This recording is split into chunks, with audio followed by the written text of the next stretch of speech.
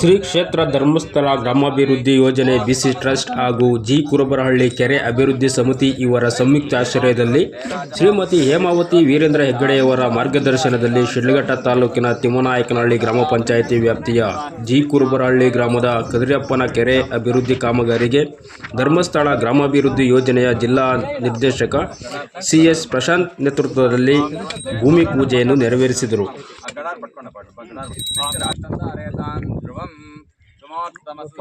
ಧರ್ಮಸ್ಥಳ ಗ್ರಾಮಾಭಿವೃದ್ಧಿ ಯೋಜನೆ ಕೇವಲ ಸಂಘ ಮಾಡಿ ಬ್ಯಾಂಕಿನ ಹಣಕಾಸಿನ ವ್ಯವಸ್ಥೆ ಮಾಡಿಸೋದಲ್ಲ, ಇಂತಹ ಕೆರೆ ಅಭಿವೃದ್ಧಿ ಕೆಲಸಗಳು, ದೇವಸ್ಥಾನದ ಅಭಿವೃದ್ಧಿ, ಹಾಲು ಉತ್ಪಾದಕ ಸಂಘದ ಕಟ್ಟಡಕ್ಕೆ ಅಭಿವೃದ್ಧಿ, ನಮ್ಮ ಊರಲ್ಲಿ ಯಾರಾದರೂ ನಿರ್ಗತಿಕರು, ಗತಿ ಇಲ್ಲದವರು ಅಥವಾ ಜೀವನ ಮಾಡಲಿಕ್ಕೆ ಕಷ್ಟ ಇದ್ದವರು ಅಂತ ಇದ್ರೆ ಅವರಿಗೆ ಪ್ರತಿ ತಿಂಗಳ ಮಾಸಾಶನ ಕೊಡುವಂಥದ್ದು, ಅಂತಹ ವ್ಯಕ್ತಿಗಳಿಗೆ ಏನಾದರೂ ಮನೆಯೇ ಇಲ್ಲ ಅಂತಾದ್ರೆ ವಾತ್ಸಲ್ಯ ಕಾರ್ಯಕ್ರಮದಲ್ಲಿ ಮನೆ ಕಟ್ಟಿಕೊಡುವಂಥದ್ದು. ಇನ್ನು ನಮ್ಮ ಊರಲ್ಲಿ ಯಾರೇ ವ್ಯಕ್ತಿಗಳಿಗೆ wheel chair, walk stick, water bed ಇಂಥವೆಲ್ಲ ಅಗತ್ಯ ಇದ್ರೆ ಎಷ್ಟು ಜನ ರಿಕ್ವೆಸ್ಟ್ ಕೊಟ್ಟರು ಕೂಡ ಅದನ್ನು ಉಚಿತವಾಗಿ ಕೊಡಿಸುವಂತಹ ಕೆಲಸವನ್ನ ಧರ್ಮಸ್ಥಳ ಗ್ರಾಮಾಭಿವೃದ್ಧಿ ಯೋಜನೆ ಮಾಡ್ತಾ ಇದೆ. ಜೊತೆಗೆ ಒಂದಷ್ಟು ಪರಿಸರ ಅಭಿವೃದ್ಧಿ ಕಾರ್ಯಕ್ರಮಗಳು, ಮಾಹಿತಿ ಕಾರ್ಯಕ್ರಮಗಳು, ಜ್ಞಾನ ವಿಕಾಸ ಕಾರ್ಯಕ್ರಮದ ಮೂಲಕ ಮಹಿಳೆಯರ ಜಾಗೃತಿ ಮೂಡಿಸುವಂಥದ್ದು, ಇವೆಲ್ಲ ಕೆಲಸ ಕಾರ್ಯಗಳ ಜೊತೆಗೆ ನಮ್ಮ ಸಂಘದ ಸದಸ್ಯರ ಮಕ್ಕಳು ಹೈಯರ್ ಎಜುಕೇಶನ್ ಮಾಡ್ತಾರಂತಾದ್ರೆ ಅವ್ರಿಗೆ ಕೂಡ ಸುಜ್ಞಾನ ನಿಧಿ ಅಂತ ಶಿಷ್ಯವೇತನ ಸ್ಕಾಲರ್ಶಿಪ್ ಸ್ಕೀಮ್ ಅಲ್ಲಿ 50,000 ರೂಪಾಯಿವರೆಗೆ ಸ್ಕಾಲರ್ಶಿಪ್ ಅನ್ನು ಕೊಡುವಂಥದ್ದು. 96,000 ಜನ ವಿದ್ಯಾರ್ಥಿಗಳಿಗೆ ಧರ್ಮಸ್ಥಳದಿಂದ ಸ್ಕಾಲರ್ಶಿಪ್ ಸಿಗ್ತಾ ಇದೆ.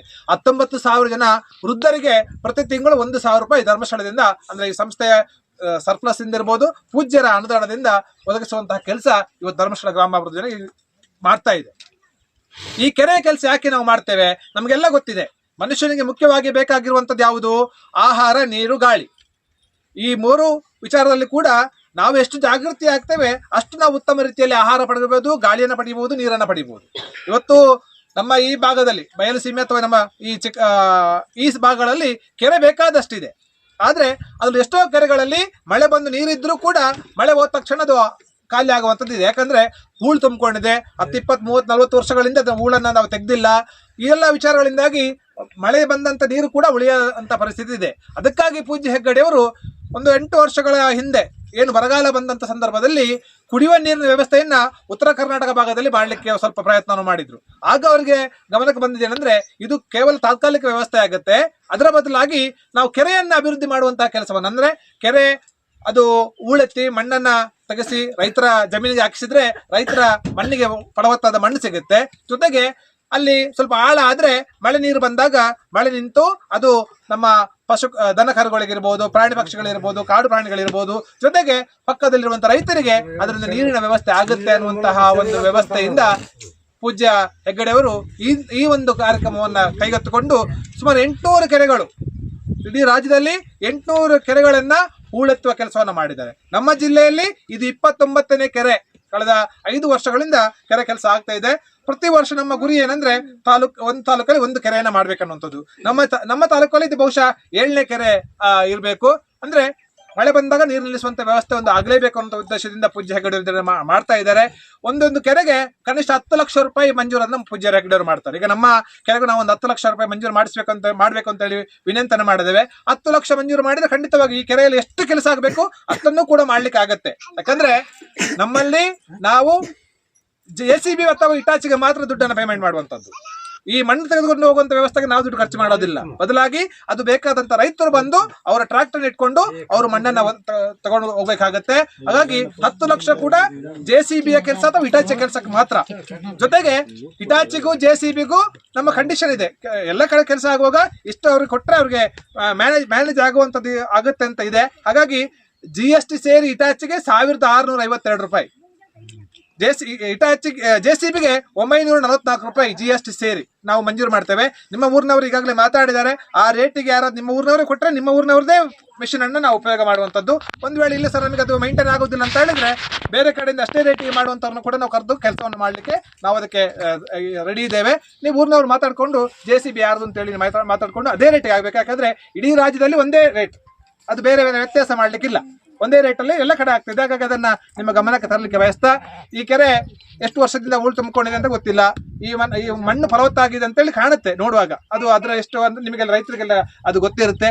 ಯಾಕೆ ನಾವು ಸಮಿತಿಯನ್ನ ಮಾಡ್ತೇವೆ ಅಂದ್ರೆ ಧರ್ಮಸ್ಥಳದ ಬಂದು ಇಟಾಚಿ ಇಟ್ಟರ ತಕ್ಷಣ ಕೆಲಸ ಆಗೋದಿಲ್ಲ. ಈ ಕಮಿಟಿಯವರು ಇದ್ರೆ ಕಮಿಟಿಯವರು ಊರಿನವರಿಗೆ ಮಾಹಿತಿಯನ್ನು ಕೊಡ್ತಾರೆ, ರೈತರಿಗೆ ಮಾಹಿತಿಯನ್ನು ಕೊಡ್ತಾರೆ. ಸಣ್ಣ ಪುಟ್ಟ ಏನೋ ತಕರಾರುಗಳಿದ್ದಾಗ ಅದನ್ನ ಮುಂದೆ ನಿಂತು ಸೊಲ್ಯೂಷನ್ ಮಾಡಬೇಕಾದವರು ನಮ್ಮ ಈ ಕಮಿಟಿಯವರು.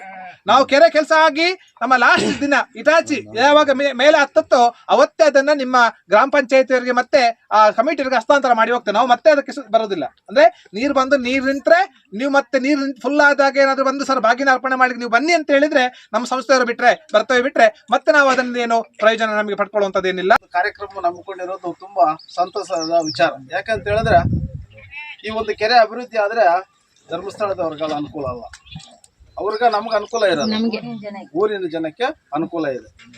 ಮೊದಲಿಗೆ ಮುಖಂಡರುಗಳೆಲ್ಲ ಒಂದು ಕಡೆ ಸೇರಿ ಒಗ್ಗಟ್ಟಾಗಿ ಕೆರೆಯದಾಗ್ಬೋದು ಅಥವಾ ಕೆರೆ ಕಟ್ಟೆದಾಗ್ಬೋದು ಎಲ್ಲರೂ ಕೂತ್ಕೊಂಡು ಮಾತಾಡಿ ಅದನ್ನ ಅಭಿವೃದ್ಧಿ ಪಡಿಸ್ಬೇಕಾದ್ರೂ ಕೂಡ ಮಾಡ್ತಾ ಇದ್ರು. ಅದನ್ನ ಯಾವ ರೀತಿ ಅಚ್ಚುಕಟ್ಟು ಮಾಡ್ಕೋಬೇಕು ಮತ್ತೆ ಅದನ್ನ ಜವಾಬ್ದಾರಿಯುತವಾಗಿ ಇಟ್ಕೊಳ್ತಾ ಇದ್ರು. ಈಗ ಈ ಸಂದರ್ಭದಲ್ಲಿ ಎಲ್ಲ ರಾಜಕೀಯಗಳು ಬಂದ್ಬಿಟ್ಟು ಕೆರೆಗಳನ್ನು ನಾಶ ಮಾಡ್ತಾ ಇದ್ದೀವಿ, ಒಂದು ಕಡೆ ಊರನ್ನು ನಾಶ ಮಾಡ್ಕೊಳ್ತಾ ಇದ್ದೀವಿ. ಹಂಗಾಗಿ ಈ ಒಂದು ಸಂದರ್ಭಕ್ಕೆ ತಕ್ಕಂತೆ ತಾವ್ಯಾರೂ ಕೂಡ ನಮ್ಮ ಬಚ್ಚಣ್ಣ ಅವ್ರು ಹೇಳ್ತಾ ಇದ್ರು ಆಗ್ಲೇ, ಒಂದು ರಾಜಕೀಯವನ್ನು ಇದರಲ್ಲಿ ಬಳಸ್ಕೋಬಾರ್ದು, ಜಾತಿ ವ್ಯವಸ್ಥೆಯನ್ನು ಇದರಲ್ಲಿ ಬಳಸ್ಕೋಬಾರ್ದು. ನಮ್ಮದು ಸರ್ವತೋಮುಖ ನಮ್ಮ ಗ್ರಾಮದ ಅಭಿವೃದ್ಧಿ ಮಾತ್ರ ನಮ್ಮ ಮೈಂಡಲ್ಲಿ ಇಟ್ಕೊಂಡು ಈ ಒಂದು ಕೆಲಸನ ಮಾಡಬೇಕು ಅಂತ ಹೇಳ್ತಾ, ಅದೇ ರೀತಿ ಬಡವರು ಕೂಡ ಏನಿದ್ದೀರೋ ತಾವು ಕೂಡ ಒಂದು ಟ್ರಾಕ್ಟರ್ ಇಟ್ಕೊಂಡು ತಮ್ಮ ಹೊಲಕ್ಕೆ ಈಗ ಎಲ್ಲ ಗೊಬ್ಬರಗಳ ಬೇರೆ ಬೇರೆ ರೀತಿಯ ಗೊಬ್ಬರಗಳಾಗಿಟ್ಟು ಬಹಳ ತೋಟಗಳಾಗ್ಬೋದು, ವ್ಯವಸಾಯದ ಒಂದು ಹೊಲ ಆಗ್ಬೋದು ಎಲ್ಲ ನಾಶ ಆಗ್ಬಿಟ್ಟಿದೆ. ಆ ಒಂದು ನಿಟ್ಟಿನಲ್ಲಿ ಇಲ್ಲಿರ್ತಕ್ಕಂಥ ಮಣ್ಣು ಎತ್ಕೊಂಡು ಹೋಗಿ ಅದಕ್ಕೆ ಮಿಕ್ಸ್ ಹೊಡೆದ್ರೆ ಅಲ್ಲಿ ಕೂಡ ಫಲವತ್ತತೆ ಬರುತ್ತೆ, ಒಳ್ಳೆ ಬೆಳೆ ಕೂಡ ಬೆಳಿಬೋದು. ಹಾಗಾಗಿ ಆಗ್ಲೇ ಸರ್ ಹೇಳ್ದಂಗೆ ಈ ನೀರು ಯಾಕೆ ಹಿಂಗ್ತಾ ಇದೆ ಅಂತ ಹೇಳಿದ್ರೆ ಇಲ್ಲಿ ಟೊಳ್ಳು ಭೂಮಿ ಇದೆ, ಗಟ್ಟಿ ಭೂಮಿ ಇರೋ ತನಕ ನೀರು ಹಿಂಗ್ತಾನೆ ಇರುತ್ತೆ. ಆ ಒಂದು ನಿಟ್ಟಿನಲ್ಲಿ ಈ ಟೊಳ್ಳು ಮಣ್ಣನ್ನ ನಾವು ಹೊರಗಡೆ ಎತ್ತಿದಾಗ ಮಾತ್ರ ಗಟ್ಟಿ ಭೂಮಿ ಸಿಗುತ್ತೆ. ಆ ಗಟ್ಟಿ ಭೂಮಿ ಮೇಲೆ ನೀರು ನಿಲ್ಲುತ್ತೆ, ಕೆಲವು ದಿನ ಒಂದಷ್ಟು ದಿನ ಇರುತ್ತೆ. ಹಂಗಾಗಿ ಆ ಒಂದು ನೀರು ನಿಲ್ಲಿಸ್ತಕ್ಕಂಥ ಒಂದು ವ್ಯವಸ್ಥೆ, ಒಂದು ಒಳಗಳಿಗೆ ಭೂಮಿ ಮಣ್ಣು ಫಲವತ್ತತೆ ಸಿಗ್ತಕ್ಕಂಥ ಇದರಲ್ಲಿ ಇವತ್ತು ಧರ್ಮಸ್ಥಳ ಸಂಘ ಒಳ್ಳೆ ಕೆಲಸ ಕಾರ್ಯಗಳನ್ನು ಮಾಡ್ತಾ ಇದೆ. ಇನ್ನೊಂದು ಹೇಳ್ಬೇಕಂತ ಹೇಳಿದ್ರೆ ಇಲ್ಲಿ ಮಹಿಳೆಯರು ಯಾವತ್ತೂ ಕೂಡ ಹೊರಗಡೆ ಬರ್ತಾ ಇರ್ಲಿಲ್ಲ, ಹೌದಾ ಅಲ್ವಾ?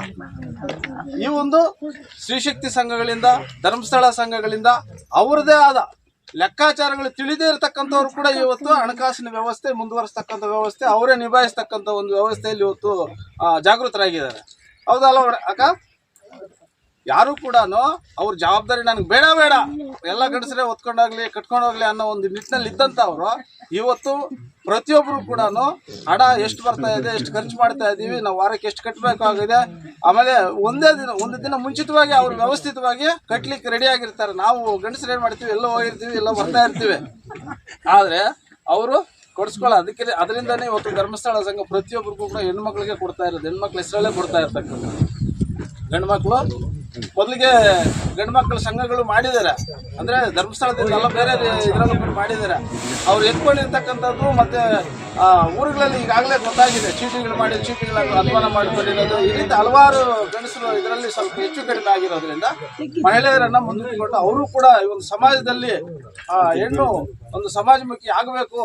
ಅವರು ಕೂಡ ಇವತ್ತು ಟೋಟಲ್ ಆಗಿ ಒಂದು ಫ್ಯಾಮಿಲಿ ಗಂಡಸಿಗಿಂತ ಹೆಚ್ಚಾಗಿ ಹೆಣ್ಣು ಮಗುನೇ ನಿಭಾಯಿಸ್ತಾ ಇರ್ತಕ್ಕಂಥದ್ದು. ಮಕ್ಕಳ ಫೀಸಿಂದ ಆಗ್ಬೋದು, ಮನೆ ವ್ಯವಸ್ಥೆಯಿಂದ ಆಗ್ಬೋದು, ಪ್ರತಿಯೊಂದರಲ್ಲೂ ಕೂಡ ಮಹಿಳೆನೇ ಹೆಚ್ಚಿನ ಜವಾಬ್ದಾರಿ ತಗೊಂಡು ಮಾಡ್ತಾ ಇರೋದ್ರ ಉದ್ದೇಶದಿಂದ ಮಹಿಳೆ ಸಮಾಜಮುಖಿ ಆಗಬೇಕು ಅನ್ನೋ ಒಂದು ಉದ್ದೇಶದಿಂದ ಇವತ್ತಿನ ಧರ್ಮಸ್ಥಳ ಸಂಘ ಅಥವಾ ಸ್ತ್ರೀಶಕ್ತಿ ಸಂಘಗಳು ಆ ಮಹಿಳೆಯರಿಗೆ ಏನು ಹೆಚ್ಚಿನ ಮಾನ್ಯತೆ ಕೊಟ್ಟು ಅವರಿಗೆ ಸ್ವಾವಲಂಬಿಗಳಾಗಿ ಬದುಕಲಿಕ್ಕೆ ಅಥವಾ ಸ್ವಲ್ಪ ವಿಚಾರಗಳನ್ನು ತಿಳ್ಕೊಳ್ಳಿಕ್ಕೆ ತರಬೇತಿಗಳು ಕೊಡ್ತಾ ಎಲ್ಲ ರೀತಿಯ ರಂಗಗಳಲ್ಲೂ ಕೂಡ ಅವ್ರನ್ನ ಮುಂದೆ ತರ್ತಕ್ಕಂಥ ವ್ಯವಸ್ಥೆ ಈ ಒಂದು ಏನು ಸಂಘ ಸಂಸ್ಥೆಗಳಿಂದಾನೇ ಆಗ್ತಾ ಇರ್ತಕ್ಕಂಥದ್ದು. 10 ಲಕ್ಷ ಮಂಜೂರು ಮಾಡಿದ್ದಾರೆ. 10 ಲಕ್ಷ ಅಂದ್ರೆ ಸಾಮಾನ್ಯವಾದ ಹಣ ಅಲ್ಲ ಅದು. ಇವತ್ತು 10 ಲಕ್ಷ ಖರ್ಚು ಮಾಡಿ ನಮ್ಮ ಕೆರೆಯನ್ನ ಅಭಿವೃದ್ಧಿ ಮಾಡಿದ್ರೆ ನಮ್ಮ ಕೆರೆಯಲ್ಲಿ 10 ಲಕ್ಷಕ್ಕೆ ಕಳಿಸಿದ್ದೇವೆ. ಇನ್ನು ಸ್ಯಾಂಕ್ಷನ್ ಎಷ್ಟು ಮಾಡ್ತಾರೆ, ಸ್ವಲ್ಪ ಹೆಚ್ಚು ಕಮ್ಮಿ ಆದ್ರೆ ಮತ್ತೆ 10 ಲಕ್ಷ ಸ್ವಲ್ಪ ಹೆಚ್ಚು ಕಮ್ಮಿ 10 ಲಕ್ಷ ಬಂದ್ರು ಕೂಡ 10 ಲಕ್ಷದಲ್ಲಿ ನಮ್ಮ ಕೆರೆ ಅಭಿವೃದ್ಧಿ ಆದ್ರೆ ನಮ್ಮ ಊರಿನ ಗ್ರಾಮಸ್ಥರಿಗೆ ದನಕರುಗಳಿಗೆ ನೀರು ಆಗ್ಬಹುದು, ಮತ್ತೆ ಆ ಕೆರೆಯಲ್ಲಿ ನೀರು ರೀಫ್ರೆಶ್ ಆಗಿ ಬೋರ್ವೆಲ್ಗಳಿಗೂ ಅನುಕೂಲ ಆಗ್ತದೆ. ಎರಡನೇದು ಮತ್ತೆ ನಮ್ಮ ಈ ಮಣ್ಣು ನಮ್ಮ ಹೊಲಗಳಿಗೆ ಹಾಕೊಂಡ್ರೆ ಒಳ್ಳೆ ಫಲವತ್ತತೆ ಹೆಚ್ಚಾಗ್ತದೆ. ಇವತ್ತು ಸುಮಾರು 25-30 ವರ್ಷಗಳಿಂದ ನಾವು ಬೋರ್ ಹಾಕಿದಾಗಿನಿಂದ ಬರೀ ಕೆಮಿಕಲ್ಸ್ ಉಪಯೋಗಿಸಿ ಎಲ್ಲ ಜಮೀನುಗಳು ಹಾಳಾಗ್ಬಿಟ್ಟಿದೆ, ಅದರಲ್ಲಿ ಫಲವತ್ತತೆ ಎಲ್ಲ ಹಾಳಾಗ್ಬಿಟ್ಟಿದೆ. ಅದರಿಂದ ಎಲ್ಲ ರೈತರಿಗೂ ನಮ್ಮ ಈ ಕೆರೆಯ ಮಣ್ಣನ್ನು ಹೊಡ್ಕೊಂಡು ಯಾವುದೇ ಪಕ್ಷಭೇದವನ್ನು ಮರೆತು ಎಲ್ರಿಗೂ 1 ಇಟಾಚ್ ಅಲ್ದಿದ್ರೆ 2 ಇಟಾಚ್ ಕಳ್ಸೋಕೆ ರೆಡಿ ಇದ್ದಾರೆ ನಮ್ಮ ಸಾರ್ ಅವರು. ಎಷ್ಟು ಜನ ಬೇಕಾದರೂ ಹೊಡ್ಕೊಂಡು ಎಲ್ಲರೂ ಅನುಕೂಲ ಪಡ್ಕೊಳ್ಳಿ ಅಂತ ಹೇಳ್ತಾ ಎಲ್ರಿಗೂ ನಮ್ಮ ಈ ಸಂಘದ ಪರವಾಗಿ ವಂದಿಸ್ತಾ ನಮ್ದು